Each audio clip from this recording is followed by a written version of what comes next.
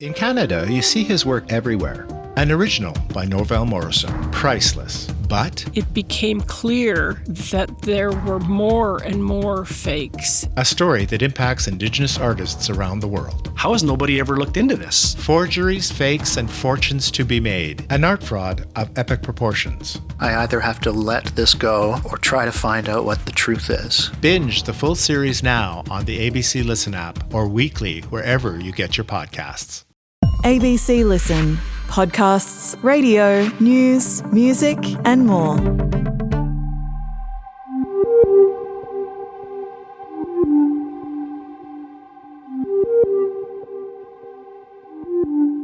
A quadruple murderer starts his parole in Adelaide this week. How James Vlassakis will get a second chance at life in the community. I'm Stephen Stockwell. Welcome to the case of Snowtown Parole. The bodies in the barrels and now the bodies in the backyard. 11 people killed by the so-called Snowtown murderers. James Vlassakis was involved in 4 murders between August 1998 and May 1999, serving life with a minimum of 26 years. The youngest of the 4 men jailed over the murders has applied for parole. Victims' families say he should never be released. I'm astonished that we've even considered parole. Almost 3 decades ago, the country was shocked by the Snowtown murders. In this series, we've been following the parole of James Vlassakis, the youngest murderer, a teenager when this happened, and the date for his release into the community. That date has now arrived. But James Vlassakis isn't on parole just yet. Even though the 60-day review period has expired, the parole board still need to meet, and they've confirmed with us today that he has not started parole yet. It is still expected though. So in this episode, we're going to find out more about his parole conditions and the reaction of the South Australian community to this decision. To help us understand what's going on, I'm joined by James Wakelin, a senior reporter for the ABC in Adelaide. James, how big a moment is this for South Australia? Oh, it's quite significant. I mean, James Vlassakis is a very well-known name in South Australia because of his connection to the Snowtown murders. As you mentioned, he's the youngest of the 4 men convicted over that case. 2 men were convicted of the murders, 11 and 10. That's John Bunting of 11 murders, Robert Wagner, 10 murders, and then Mark Ray Hayden was convicted of being involved as well. But James Vlassakis was 18, 19 years old when he was involved in 4 murders, and then he turned Crown Witness. And he's certainly a very significant moment for the state. Yeah, absolutely. And as well as James, to help us get through all of this today, I've roped in Rebecca Brice, who is a reporter and a producer for the ABC in Adelaide, has spent time as a court reporter there, so knows this story incredibly well. Beck, thank you for joining us. Do you remember when you first heard about Snowtown and that story started coming out? Absolutely. I think everybody heard about it the day it happened because it was such big news. But I was actually not quite a journalist yet. I was still studying at university. I guess for someone who lives in South Australia, who's grown up in South Australia, this would be something that you would have lived with your whole life. I mean, can you explain how much of a mark this leaves on the psyche of Adelaide, of South Australia? I don't think you can really underestimate the impact. It was profound on the people of South Australia. Obviously, the victims' families and the people who lived in the communities, some of the people who may have thought they might have become victims themselves, huge impact on them, but also for the people of the town of Snowtown. It's a legacy that they have carried for over 25 years and doesn't look like it's ever going to go away for them. There's been discussion about renaming the town over the years, but that's something that hasn't happened yet. But certainly for South Australia, it was a huge thing, and I think it was probably the biggest story, the biggest thing that happened to our state around that time. It's such a horrific part of South Australia's history, and it was a long time ago as well. I mean, you're looking at a quarter of a century since the murders and since Vlassakis' parole term was set. Is it hard to link back and understand what was happening in those moments now we're here? Certainly, I think at the time that these sentences were handed down, there was probably a feeling that, this day may never come. 25 years is a very long time. Obviously, for a 19-year-old, it's not necessarily a life sentence. 26 years, his non-parole period. But I think if you look at the case that you've recently worked on, the mushroom case with the non-parole period, that just seems like such an age away. But these days do come. These dates do arrive, and then you have to reckon with the result of that. And there's certainly something that we've seen with the Vlassakis case, but also with Mark Ray Hayden, who was the one person convicted of assisting the killers, reaching the end of his sentence as well. I think that certainly came at a time that no one was expecting and perhaps caught people off guard a little bit. Yeah, I'm really interested in talking a bit more about the parallels between, Mark Ray Hayden and James Vlassakis. I mean, because there's a lot there. With where we are at the moment with James Vlassakis, I mean, he had that non-parole period set when he was sentenced to life in prison for murdering 4 people. I mean, he's obviously been successful in a parole application. What was presented at that application? I mean, how does that unfold for him to be in this position to start with? Well, he has been to the parole board a number of times. Frances Nelson Casey said, she's the chair of the parole board here in South Australia and has been for 40 plus years. She said she'd heard from him a number of times. All life prisoners in South Australia do meet with the parole board every year. So she was quite familiar with his case and had met with him every year. And she said that he had always shown remorse for his actions. Right. And I mean, Frances Nelson has explained her reasons for granting parole to the media as well. She spoke at a press conference after the application was approved in August. And this is a little bit of what she said. I think he's got very good intentions. He has to translate them into action. And I think he understands it won't be all that easy.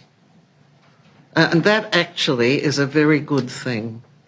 When people have rose-tinted glasses, it's often a recipe for things going wrong, and he's quite sensible of the fact that he's got to toe the line.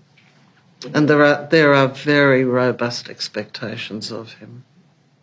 They were also presented with his file from corrections, and I just had a quick listen to her again about explaining why the decision was reasonably straightforward to the parole board, and she sat on the final decision with 2 other members.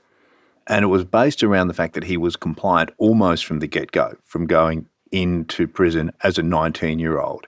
He complied with directions. He was not testing positive to drugs, and she made that very clear. She said it's very easy to get drugs in prison, and he was not testing positive.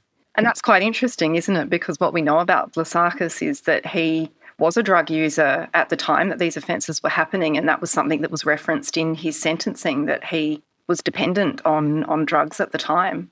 Yes, so he's certainly come a significant way and reasonably quickly, according to the parole board, and they were reasonably clear that he did no longer pose a risk, as best they could tell, to the community, and therefore had earned his right for parole. Yeah.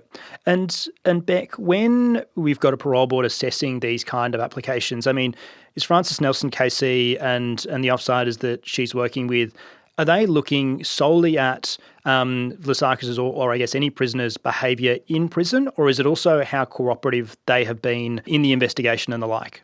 Absolutely, it's all of those things. They have to look at the sentencing remarks of the sentencing judge, and I think those remarks were quite pivotal in the way they depicted Vlassakis, talking about his dysfunctional upbringing.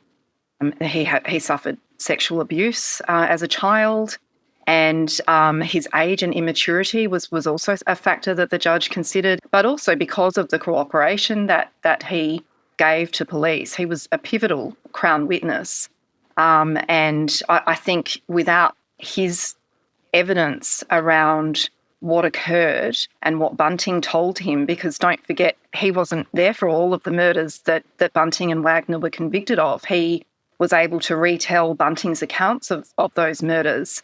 And I think without that information, police would never have had the full story, and prosecutors would never have had, the solid narrative that they were able to take to both the Bunting, Wagner and Hayden trials. Yeah, absolutely. And, in our last couple of episodes, we've been talking about kind of how Vlassakis was recruited into this group by Bunting, the relationship that he had with Bunting, and also his cooperation with police during the investigation. So if you're interested in hearing a little bit more about that, jump into the show notes of this episode. I'll link to those episodes there. As well as that, there's also some great reporting that James and Beck have done on this too. So I'll link to the stories that they've written so you can read up on this and get an understanding of it all, because I think the thing that really interested me in this situation was just how cooperative James Vlassakis was in this investigation, and gave us a really interesting insight into kind of how parole boards work, the factors that they're considering. And as we mentioned at the start of this episode, James Vlassakis has not started parole yet, but we are still expecting it. No word on a review taking place, and if there is, we'll update you in our episode on Thursday. James, kind of with a view to Vlassakis being on parole, can you explain what that will be like for him? I'm imagining kind of regular check-ins, some kind of tracking. Have I got that right? Yeah, that's right. There's the standard parole conditions. He's not allowed to go within a geographical area where some victims' families may be. He's not allowed to contact any of the victims' families, not allowed to go to any licensed premises. He's not allowed to take any drugs. He's not allowed to take any alcohol. And interestingly, he has to see a psychologist as well to help him with his reintegration. So they're just some of the conditions that he's going to face. Yeah. Life sentence prisoners face some quite specific parole conditions as well under the legislation. Not committing offences that would seem fairly obvious, but not being allowed to have a gun or ammunition or offensive weapons, and wearing electronic monitoring is one of the conditions as well. Restricted and limited in some of the things you can do. Not having a gun seems like a pretty sensible one. So, there's some of them. He's also, we don't know what he looks like. We spoke in our last episode, James, about how the image of Vlassakis has been suppressed in South Australia. So no one knows what he looks like. So we won't, there's no reference for that. But he's also not allowed to change his name, if I got that right? Yes, that was something that Frances Nelson KC said in her press conference, that it would need to get the permission of corrections to change his name, and she said there's no way that would happen. So the only giveaway potentially is the fact that he'll probably have someone from corrections with him when he goes out, particularly in the initial weeks. Yeah, such an interesting situation that he'd find himself in. As I mentioned a couple of times, we've just finished this 60-day review period, and that's basically this window where the South Australian Attorney General, the South Australian Police Commissioner, and or I should say, all the South Australian Victims' Rights Commissioner could request a review into the parole board's decision to offer parole to James Vlassakis. Now, that period ended on the weekend, but the parole board does still need to meet to kind of confirm the parole decision. Now, we don't know if there has been a review. I feel like if there was, we probably would have heard something about it by now. I know there's a level of secrecy about it that we'll talk about in our episode on Thursday. But, how have people reacted to the idea that James Vlassakis will soon be in the community? Well, the families, understandably, are very upset that James Vlassakis, he can actually get out at all, that he just isn't locked away, throw away the key. And of course, that's what's happened with John Bunting and Robert Wagner. They will never be able to apply for parole. So there is a genuine sense of disappointment, sadness, anger from the community. That's been mentioned by the Commissioner for Victims' Rights, Sarah Quick. She's spoken on their behalf about how disappointed they are that this day has come. Yeah, what about the families? Do we hear much from the families? Do they talk much about this these days? They don't. We don't hear from many of the families, and Beck and I did reach out to quite a few over the last 12 months or so. But we have heard from Ronald Lane, who is the nephew of one of the victims, and he's very, very clear. He's saying that effectively, there's no way that James Vlassakis should be allowed out into the community. Yeah, and we do have that interview that the ABC did with Ronald Lane. This is how he reacted to Vlassakis' parole. I know they did their time, but it's not the point. It's what they did, and the victims' they never got the chance to see the light of day and everything else. And these guys just letting out free and spending their lives. What about the victims' lives? They didn't even get the chance to even live their life. They were brutally killed. He's worried that he could bump into him in the street or that he could be approached by him. And it's something that he also promised his grandmother that he would fight for justice for the victims for his entire life. And he's continued to bravely speak out and say that this is something that he does not support. And I think that the lack of victims' families who do speak out also speaks to how horrific these crimes were and the deep and lasting trauma that they created. Because there were so many victims, many of them got lost in the telling of the story. And in true crime conversations, people usually put the victim at the centre of the narrative. That didn't really happen with these cases for a very, very long time. A lot of them felt as though their family members had been ignored, overlooked. So I think for a lot of the victims' families, they feel as though their loved ones' identities were lost. And also a lot of these people were very marginalised. I think there's one victim that we don't even have a picture of. And it's very difficult to front up year after year and speak out on behalf of a loved one or and tell that story. A lot of people have, I guess, wanted to put it behind them. Yeah, and it's been a challenging 12 months for a lot of those families, because we're talking here about the parole of James Vlassakis, but Mark Ray Hayden, he was found guilty of helping the murderers commit these acts of moving bodies, of getting the barrels into the bank vault, right? And he was released last year. I mean, did we see a similar reaction to his release, or were people treating that one slightly differently? I guess because Mark Ray Hayden was the first of the Snowtown perpetrators to be released, there was more interest in that case. And he's older. And while he wasn't found guilty of killing anyone, he was certainly seen publicly as very much involved. So there was a lot of public interest in that case. The other part, of course, is something we've mentioned around the suppression of James Vlassakis's image. So you can't see the perpetrator. So that's perhaps another thing that has led to the fact that people aren't quite as engaged. But certainly there has still been significant interest and a lot of people upset. Yeah, and I mean, talking about Mark Ray Hayden and his release last year, I mean, James Beck, it was your reporting that kind of helped people realise that this guy was just going to be leaving prison, not on parole. His sentence was just going to end and he was going back into the community. And I mean, with Vlassakis at the moment, he's just been through a sort of 60-day review where there's an opportunity to appeal that. But in the case of Mark Ray Hayden, he was just going to be out in the community, and the state government actually stepped in to kind of put some conditions on him. Is that right, Beck? Yeah, and that's because he wasn't given a life sentence. He was given a 25-year sentence, and that was his head sentence. So that was the full extent of time that he could possibly serve in custody.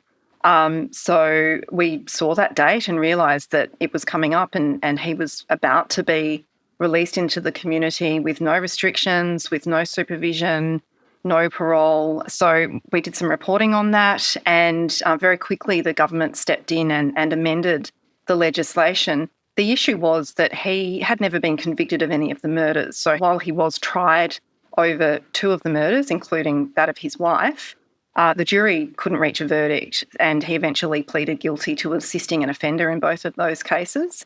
And that particular offence wasn't captured by the high-risk offender legislation that allows the court to supervise people who are released back into the community who are considered to be of high risk. So they rushed through amendments to that legislation.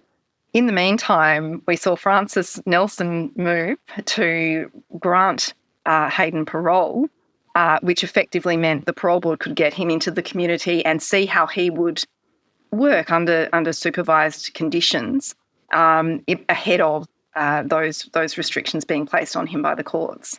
Yeah, right. So there was basically a process to be like, oh, hang on a second, can we make this work? Let's just give it a test run and, released him under kind of a parole situation ahead of that. Yeah, An interesting approach.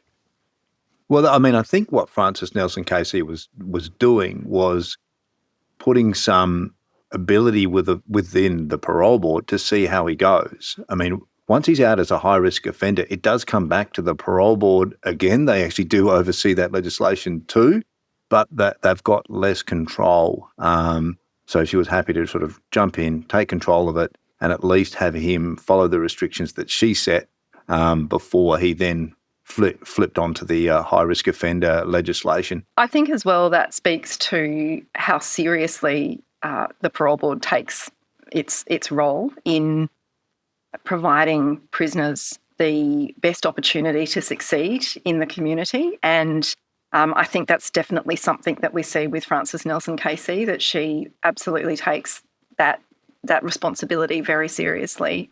Yeah, and I mean, I guess it's kind of worth thinking a bit about the purpose of prisons in the country as well. I mean, they're often called corrective services, and I imagine that that's for a reason. They're not just there to punish people. The idea is that people are helped rehabilitate or they're rehabilitated, and this helps people kind of correct their behaviour, kind of in the name. So it's interesting kind of seeing how far they're actually going to try and facilitate all of that as well. When we look into the world that these crimes were committed in, this is the late 90s in Australia. We're now here in the mid-2020s. James Vlassakis, getting ready to come back into this world, a very different world to the 90s. The iPhone didn't exist when he was put into prison. The internet was a completely different place. We did our banking differently. You got your jobs differently. Entire new categories of work that James Vlassakis will now be contending with. How does he prepare? Is anything done to help him, I guess, come to terms with this new world? Or is he just sort of pushed out into the street and told good luck? No, and this is certainly something that Francis Nelson Casey spoke about as well, the help that he would receive to go back and try and reintegrate himself into the community. So he'll get help with just catching a bus.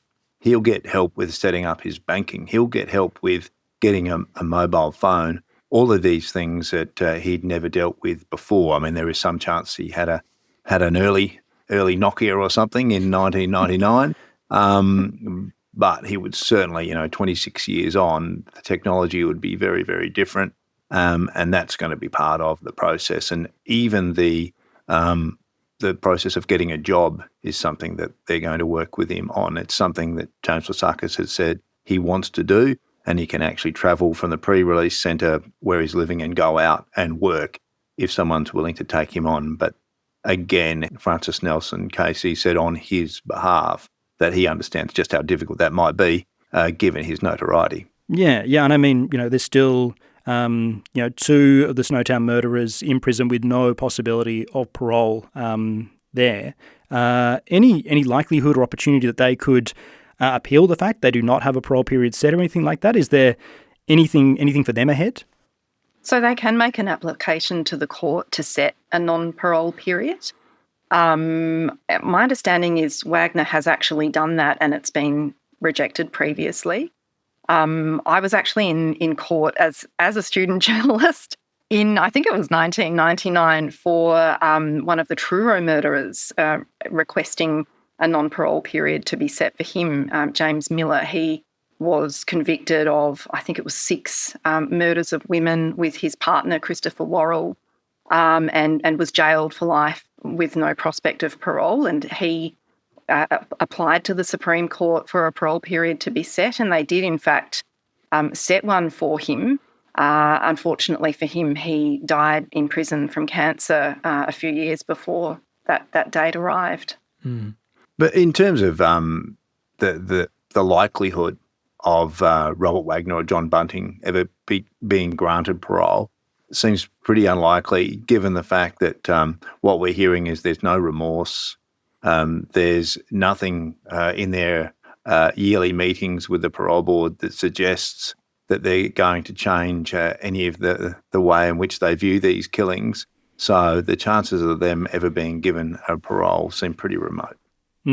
Yeah, it doesn't sound like there's much opportunity for Bunting and Wagner here. But James Vlassakis still likely to be released on parole very soon now that the review period has expired. Make sure you're listening to our episode on Thursday. We'll be here with any updates that we've got on that process. We're still waiting to hear if the parole board's met, if that decision's been made, if he is moving into that pre-release centre. So we'll update you then. And also looking forward to answering some of the questions you've been sending us about the case of Snowtown Parole. So please get in touch with us, thecaseof@abc.net.au. There's been some fantastic ones sent through already that'll start some really interesting conversations in that episode. So we'll be back in your feed later this week on Thursday. So please get in touch, thecaseof@abc.net.au. Parole is such an interesting space. And, this is the end of this journey, as Beck was saying, that we often don't think about when these periods are set. Think about Aaron Patterson, right? A parole period of 3 decades. That will arrive at some point. And so if you have any questions about this, please get in touch, thecaseof@abc.net.au. We really do love hearing from you, all your questions, all your insights. James Wakelin, thank you so much for joining us for this episode. Thanks, Stocky. And Rebecca Brice, thank you as well for jumping in on this one too. Thanks very much, Stocky. We'll be back in your feed on Thursday. So get in touch. Make sure you grab yourself the ABC Listen app so you don't miss any episodes of The Case Of.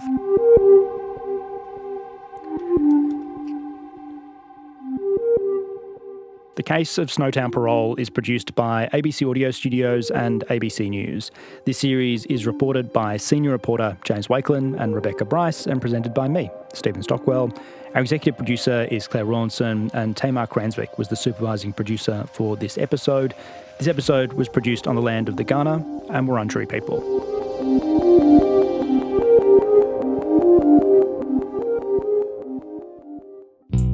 Hi, Yumi Steins here, host of the hit podcast, Ladies, We Need to Talk.